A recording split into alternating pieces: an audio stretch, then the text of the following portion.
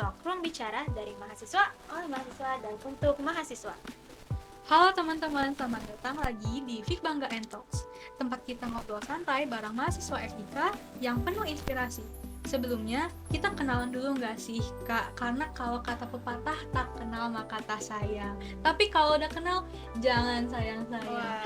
Oke, sebelumnya, perkenalkan nama aku Afra Fasyasita dari staf Departemen Pemberdayaan Prestasi Mahasiswa bidang akademik. Aku Naura Bevalkonita, staf Biro Ekonomi Kreatif BEM FIK UPN Veteran Jakarta. Dan di sini kita berdua bakal nemenin kalian di episode 3 Fik Bangga and Talk hari ini. Nah, betul banget Kak Naura, karena episode kali ini nih spesial banget. Karena kita akan ngebahas dengan tema Mindset Juara, Cara Bangun Mental Tangguh sebagai Mahasiswa. Tema ini pastinya relevan banget ya buat kita para mahasiswa. Apalagi di zaman sekarang yang semuanya itu pada kejar-kejaran untuk mengejar prestasi. Bener. Setuju banget sih Kak Afra. Dan lebih serunya lagi nih, kita tuh gak cuma berdua loh. Siapa tuh Kak? Kita tuh bakal ditemenin sama sosok yang super inspiratif. Salah satu mahasiswa yang track record prestasinya udah gak diraguin lagi. Oke, boleh kali ya kita sapa. Halo Raya. Halo Naura. Halo Raya. Halo juga Kak. Halo juga apa? Gimana nih kabarnya? Aku baik sih sejauh ini. Ada kesibukan yang lagi dijalanin nggak di perkuliahan ini? Kesibukan yang aku lagi jalanin sih belakangan ini kalau di lingkup kuliah ya gak ada sih, cuman kalau emang dari di luar kuliah aku lagi ada kayak ngerjain kayak freelance atau part time gitu. Freelance Kak. Oke, mungkin sebelum kita ngobrol lebih jauh, aku pengen bacain sedikit nih profil singkat dari Raya, biar teman-teman tuh pada tahu seberapa hebat sih narasumber kita hari ini.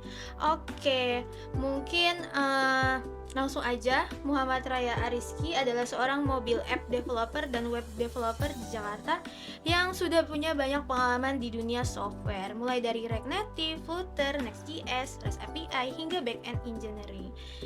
Dia tuh udah kerja di berbagai perusahaan teknologi, mulai dari PT Solusi Intek Indonesia, Mentis, PT Tenizen Code, sampai sekarang sebagai full stack developer di Haruma dan PT Sumon Cipta Inovasi. Nah, secara prestasi tuh udah jangan ditanyain lagi guys.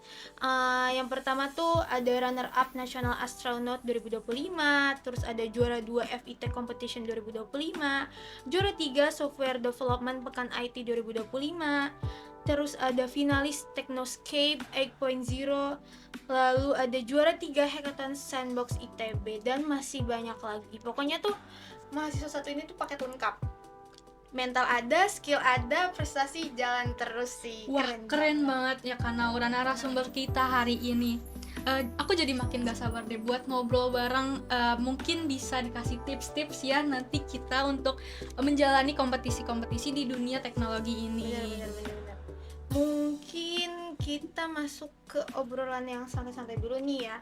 Tadi kan sekarang ada kesibukan yang di luar kuliah gitu kan. Iya. Mungkin ada nggak sih sekarang lagi sibuk-sibuk lomba juga? Mungkin ada nggak? Lomba sih baru mulai ikut lagi ya, karena emang lagi senggang juga di kerjaan, jadi mulai ikut lomba lagi. Cuman yang lombanya itu masih online juga, belum berani ngambil yang offline kayak yang tahun lalu, kayak hackathon tahun lalu kan itu dia ada yang range waktunya itu sampai 2 hari di sana, terus bahkan ada yang sampai 3 hari. Jadi mungkin belum berani buat sekarang, jadi masih ngambil yang lomba online aja sih. Oke. Kalau boleh tahu lomba apa yang lagi dikejar untuk sekarang? Sebenarnya gak terlalu dikejar ya, cuman kayak nyoba ikut lagi aja supaya emang mental lombanya itu gak hilang. Jadi tetap lomba ngoding sih, kayak lomba hackathon, cuman dia tuh kita tinggal submit project kita aja, hasil kerjaan kita aja. Terus sama kita tinggal presentasiin di final day-nya nanti. Wah, keren banget ya Kak. Kayak lagi mempersiapkan untuk kompetisi selanjutnya nih. Bener. Keren sih itu, kayak buat istilahnya biar mental kompetisinya gak hilang tuh dengan ikut-ikut lagi, walaupun diasah terus ya ya. walaupun online tuh katanya kayak gampang banget gitu ya. Enggak sih. Kelihatannya ya, tapi ya oke, mungkin Ini tuh masih permulaan guys, karena kita bakal masuk ke inti yang lebih dalam nih mengenai dunia kompetisi. Nih kan banyak banget nih mahasiswa yang penasaran perjalanan perjalanan raya. Mungkin kita mulai dari fondasinya dulu. Nah, kan Raya ini dikenal aktif kompetisi kan, tadi juga sempat disebutin lagi ikut lomba dan sering banget bawa pulang juara. Nah, dari Raya sendiri sih sebenarnya apa sih mindset juara bagi seorang mahasiswa gitu?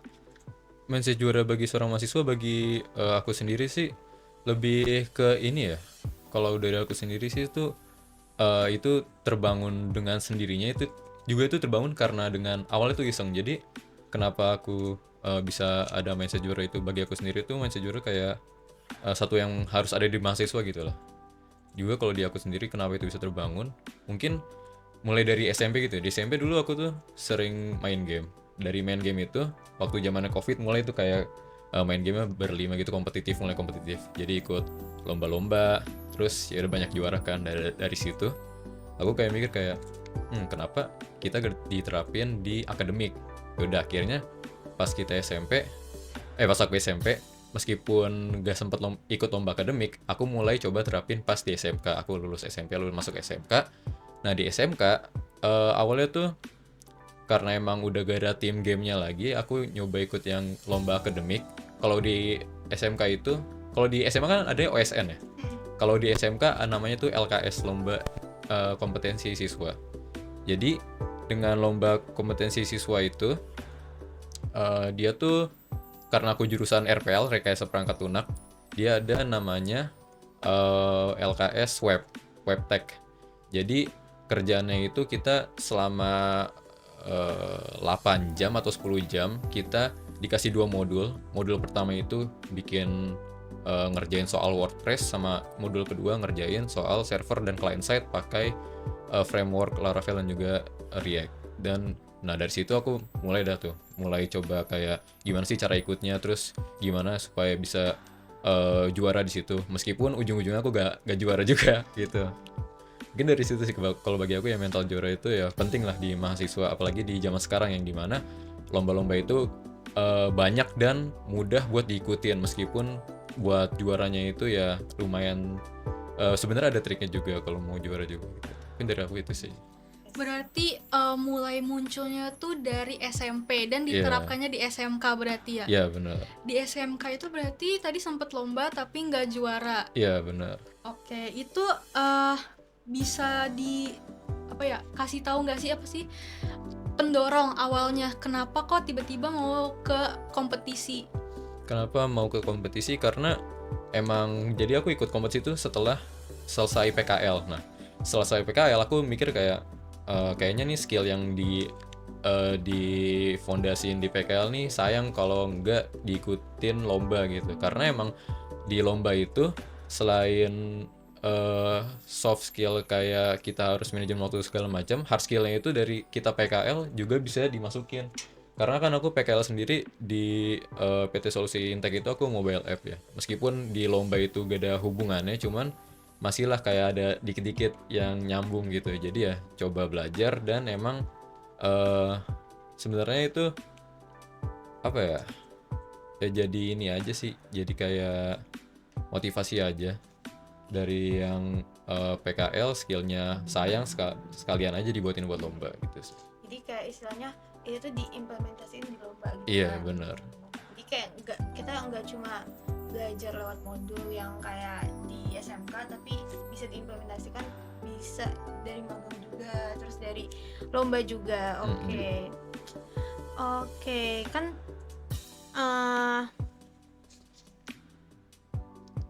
nah terus juga sebenarnya awal-awal ikut lomba tuh nggak harus juara ya. Benar. Kayak kita harus gagal juga gitu kan. Ya, tapi kalau bisa emang gak gagal ya gak apa-apa juga.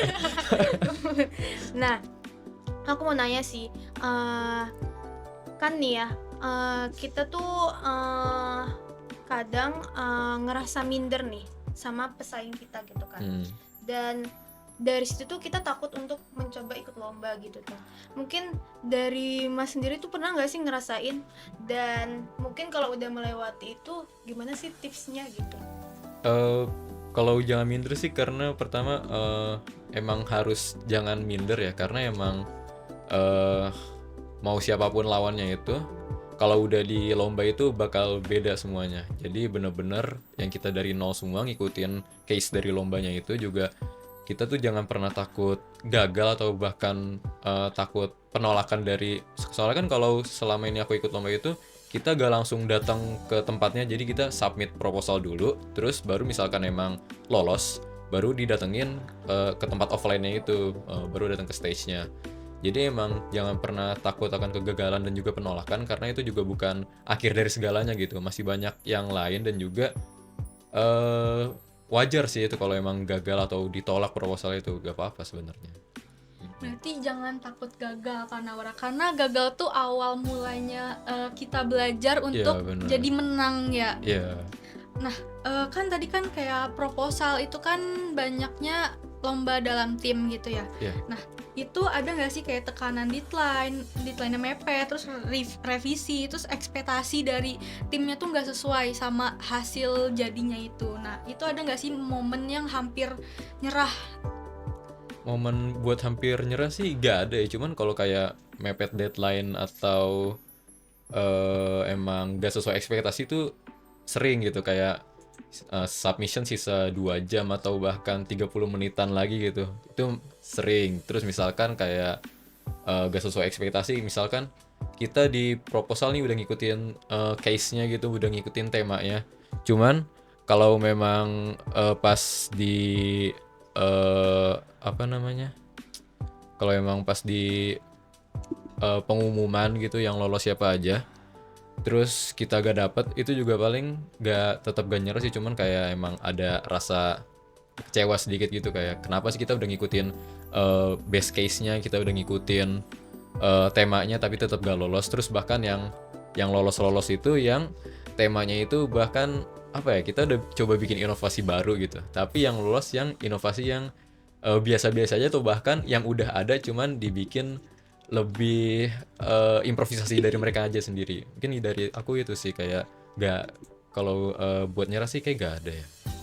Kalau boleh tahu, ada nggak cara nyelesainnya? Kan udah tahu nih kayak tim itu kok temanya kayak cuma kembangin lagi, tapi kok bisa menang. Nah, itu ada dari tim kalian pernah ada kayak cara penyelesaiannya nggak? Cara penyelesaiannya sih mungkin dari salah satu anggota tim aku ya, juga dia senior aku, shout out buat Bang Valtris ya. Jadi dia misalkan ada kejadian-kejadian kayak gitu, dia selalu nge-reach out orangnya, kayak entah itu di LinkedIn atau bahkan di Instagram, di DM langsung, kayak dia minta kayak bro lu ininya apa sih, kayak proposalnya apa, terus bro gitu segala macam. Terus akhirnya ya dia dapet, terus dia kasih tahu ke kita oh ini dia temanya kayak gini, kita harus mungkin bisa ngikutin dia gitu dengan cara yang ya udah, kita gak perlu inovasi setiap ada lomba, inovasi baru, ide baru, itu kan juga pasti capek ya kalau setiap lomba ide baru terus. Jadi ya mungkin kita ya udah, kita improvisasi aja dari yang udah ada, terus ya udah kita buat yang lebih bagus lagi aja. Mungkin ya dari aku itu sih, dari Berarti nge-reach out yang lebih ahli lebih iya, bidang situ ya. jangan malu aja sih, kayak misalkan ya, jangan malu kayak dia menang kita gak dapet apa, terus kayak gengsi nih minta sama yang menang. Jangan sih, jangan Itu pernah malah gengsi kita gitu. buat nanya Iya. ke orang itu buat gimana sih caranya Iya, buat bener. ngebangun itu. Jadi wah, Pokoknya jangan kelihatan takut untuk belajar lah benar istilahnya. banget. Iya. Kita istilahnya kita boleh banget untuk tanya-tanya ke cutting, dan terus juga malah ikut lomba bareng juga bagus banget malah Iya kan. benar. Jadinya kita belajar dari sosok mereka gitu, yang mungkin udah sering ikut lomba, udah lebih berpengalaman gitu. Nah, mungkin nih ya, kan sekarang nih kan istilahnya kita kan kuliah IT kan. Nah, IT kan sekarang kayak dia tuh dunia yang gak pernah diem gitu. Kayak selalu ada aja gebrakannya gitu kan. Iya. Nah, dari situ kan kita harus ningkatin terus meneruskan skill-skill yang emang selalu up to date lah istilahnya. Nah, gimana sih cara Raya ini untuk selalu upgrade skill gitu? Di samping kayak kita harus jalan kuliah sama misalnya ikut lomba atau ada kegiatan di luar gitu. Cara aku buat upgrade skill, yang pasti sih pertama harus tetap keep up dengan teknologi yang ada sekarang ya. Misalkan kalau memang kita kuliah IT kan kita udah pasti di depan laptop terus nih ya. Misalkan kita udah selesai tugas di leads gitu ya, pasti ada kayak spare 1-2 jam ya, kita buka tab baru, kita lihat-lihat entah itu di Twitter atau bahkan di Instagram atau bahkan di LinkedIn kita lihat-lihat teknologi apa aja sih yang lagi tren sekarang. Terus ya udah kita coba kulik, kita baca dokumentasinya, terus kita coba buka GitHub-nya segala macam gitu. Mungkin dari aku gitu sih. Jadi kayak selalu update sama berita-beritanya Iya. juga. Terus kayak istilahnya kayak misalnya kalau ada sesuatu yang baru juga kita bisa belajar dari internet gitu kan. Iya, Karena benar. gampang banget sekarang tuh ya. Bener banget Kak Naura nih. Jadi kan aku sering lihat di postingan BMFIK di Fik Bangga nih, kayak Raya nih sering banget menang di kategori software dan mobile apps. Nah, ada nggak sih rutinitas harian atau mingguan sebagai developer? Mungkin kalau ada waktu 10-15 menit per hari, habit apa sih yang berdampak buat bangun itu? Habit yang berdampak buat aku dari aku sendiri sih, setiap hari itu udah harus pasti ngoding, entah itu misalkan tugas ataupun gabut gitu ya. Setiap hari udah harus pasti ngoding, misalkan kayak entah itu 30 menit, 15 menit atau bahkan cuman kayak buka Visual Studio Code terus lihat-lihat kode gitu. Itu gak apa-apa sebenarnya, yang penting setiap hari itu harus lihat kode, jangan pernah enggak. Dari aku itu sih. Berarti lihat kode mulu nih ya. Iya. Berarti Pernah ngerasa kayak aduh capek nih ngeliat kode mulu itu tuh, selain ngeliat kode mulu mungkin ada kayak ngeliat berita-berita tentang teknologi atau gimana? Iya, Selain juga ngeliat kode ya. juga lihat kayak berita tentang teknologi yang tadi aku bilang, kayak berita-berita kayak teknologi apa aja nih yang lagi ngetrend sekarang, atau misalkan framework ini ada update terbaru, misalkan itu kan ada juga di berita-berita gitu ya. Berarti ini nih kuncinya konsisten kan Naura. Jadi Raya ini konsisten buat ngelihat VS Code, buat Iya. nge-upgrade mana salahnya di VS Code-nya itu. Iya. Berarti yang paling penting tuh konsistensi. Betul. Daripada yang kayak berjam-jam tapi cuma sekali doang. Yang penting konsisten setiap hari. Iya, terus benar. sedikit gitu loh. Sedikit, gak apa-apa, setiap hari sedikit gitu juga gak apa-apa. Tapi sempat pusing gak sih ngeliat kode mulu gitu? Di awal sih sempat pusing, cuman makin kesini kayak emang ini a daily life as a software engineer gitu. Berarti emang suka Iya, ya. dibuat suka aja. Oh, dibuat suka. Gimana tuh cara dibuat suka? Pasti Eh, kita juga kayak capek nih ngelihat kode mulu, tugas kita dalam bentuk kode, terus lomba juga kode, terus keseharian ngelihatnya kode. Itu gimana sih cara biar bikin relax? Sebenarnya juga kita pengen mencintai tapi Iya, kadang tapi kayak kadang yang dicintai menjauh tuh kodenya. Iya. dari aku sih ini ya, kayak diubah pola pikir atau mindsetnya, kayak kode kayak bukan sesuatu yang buat dipusingkan, juga bukan buat tekanan. Misalkan emang belum bisa berdamai dengan hal itu ya, coba aja di rutinin kayak setiap hari, kayak mungkin ya 5 menit kita coba ngoding sebentar, terus pusing ya udah kita ngapain, kayak scroll IG atau ngapa gitu segala macam. Yang penting tuh jangan dibuat jadi beban pikiran aja sih, soalnya gak semua yang di coding itu kan membuat pusing ya, jadi ya jangan dibuat beban pikiran aja. Jadi harus ada istirahatnya juga ya. Iya benar, Jangan emang terus-terusan kode. iya. Kan aku lihat juga yang sering menang lomba nih, Raya ini sukanya tim. Ya, Nah, itu karakter tim yang kayak gimana sih yang bisa jadi yang ngebuat bisa berpotensi juara? tim yang berpotensi juara sih udah pasti dalam lomba itu dia harus ada 1-2 orang yang ngerti tentang bisnis. Soalnya kan lomba yang kita ikutin itu kan supaya kita bisa juara, dia tuh harus punya kategori bisnis yang emang reliable, yang dimana bisa buat jurinya itu suka gitu akan project yang kita buat. Jadi dalam tim itu harus ada yang bisa bisnis, harus ada yang bisa ngomong, dan juga harus ada yang bisa ngodingnya juga. Jadi harus balance ya Iya, Iya, Kak Naura. balance. Jangan semuanya ngoding semua, nanti Iya. gagu depan. Iya benar. Jadi harus skillnya harus dibagi-bagi juga, jangan ngumpul di satu skill dalam Iya. satu tim itu ya Kak Naura. ada pembagiannya lah istilahnya. Iya benar banget. Jadi misalnya kalau semuanya kan takutnya misalnya coding semua ntar yang ngomong siapa gitu kan. Iya. Karena kan nggak cuma ngoding doang kan ngomongnya, Iya, ada benar. ngomongnya misalnya presentasinya, terus ada yang buat proposal gitu. Mm-mm. gitu. Nah dari tim ini nih ya, sebenarnya pernah nggak sih kena pressure tinggi, apalagi nih munculnya waktu ada perbedaan ide gitu. Gimana sih cara nyelesainnya kalau ada perbedaan ide gitu? Kena pressure tinggi udah pasti pernah. Itu juga terjadi waktu awal-awal aku ikut lomba yang waktu di ITB itu. Jadi itu kondisi aku waktu masih semester 2 atau semester 1 aku lupa. Jadi waktu itu aku setim sama Bang Tegar, Bang Hervin, dan juga Bang Valtris dan Bang Dika, yang dimana si Bang Tegar dan si Bang Hervin ini, dia tuh si Bang Tegar ini kan dia mapres di itu ya, bisnis ya, FEB. Sedangkan si Hervin ini juga ya tahu sendiri lah, Iya. gimana dia ngasih ide yang gila waktu di lomba itu, yang dimana tuh harus direalisasiin ya, gak mau tau gitu ya. Ya mereka kan mau yang menang gitu ya, aku juga gitu mau menang, cuman ya di saat itu di kondisi itu kayak waduh nih gila nih, pressure sih lomba sama orang-orang yang emang mereka tuh emang track recordnya kan lebih keren lah, itu lebih wah kacau dah. Jadi mungkin ya pressure sih pasti ada. Buat menghadapi pressure itu aku ya balik lagi, aku ya harus diskusi ke mereka gitu, kayak ini gimana solusinya gimana. Terus juga ya akhirnya ya udah terlewatkan aja dengan adanya tim itu, kita teamwork segala macam, discussion, dan ya udah kira terlewatkan sih. Berarti penting banget untuk diskusi ya Iya, untuk hal itu. komunikasi sih. Kan anggotanya tuh, aku mau tahu deh, kan anggotanya tuh kan dari angkatan 2023 kan kebanyakan. 2022 2023 iya. Itu cara kenal Raya gimana, atau emang udah kenal atau di reach out atau gimana? Di reach out sih kayaknya, soalnya kan pertama kali aku masuk kampus terus bisa diajak lomba itu karena aku awalnya ikut KSM Android.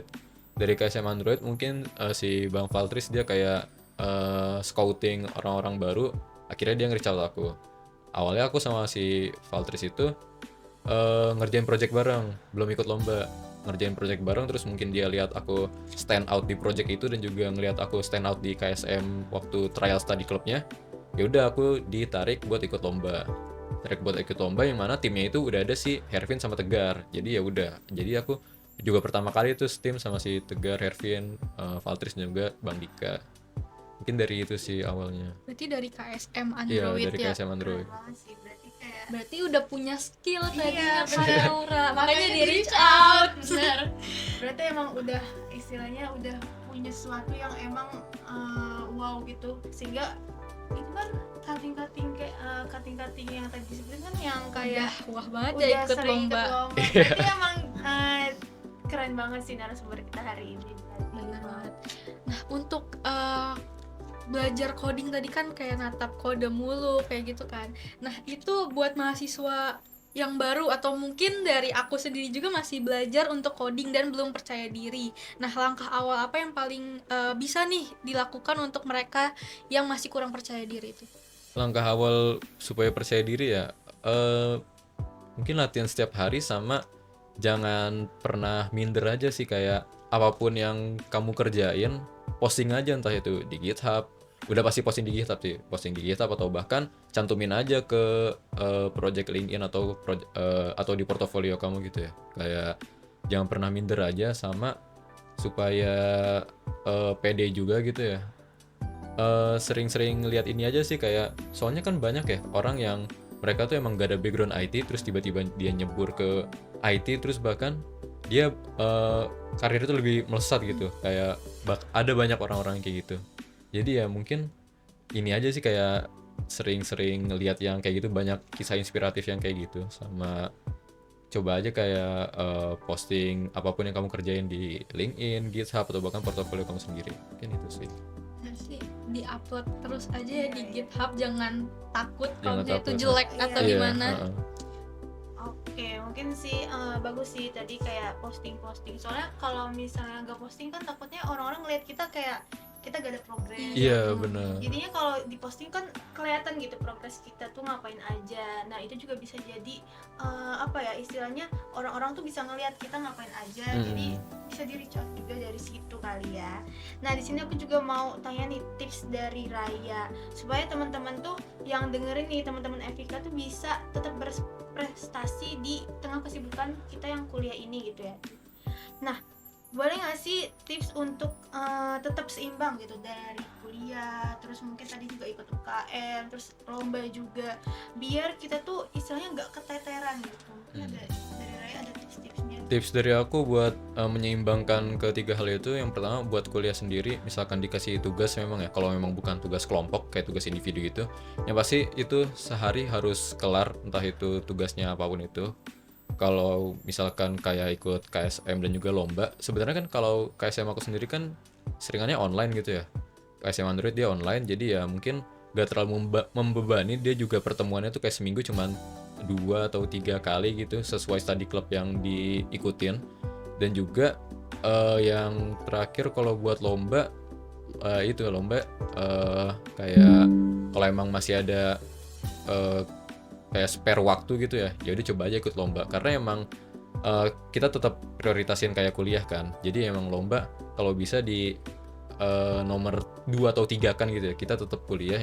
Yang pasti kalau mau ikut lomba tugas sudah kelar, dan juga kalau emang ada organisasi ya udah mengikuti organisasi itu dengan baik gitu. Mungkin dari aku itu. Berarti yang pertama harus kuliah. Kuliah sih, tapi pernah nggak sih kayak keteteran gitu? Keteteran ya.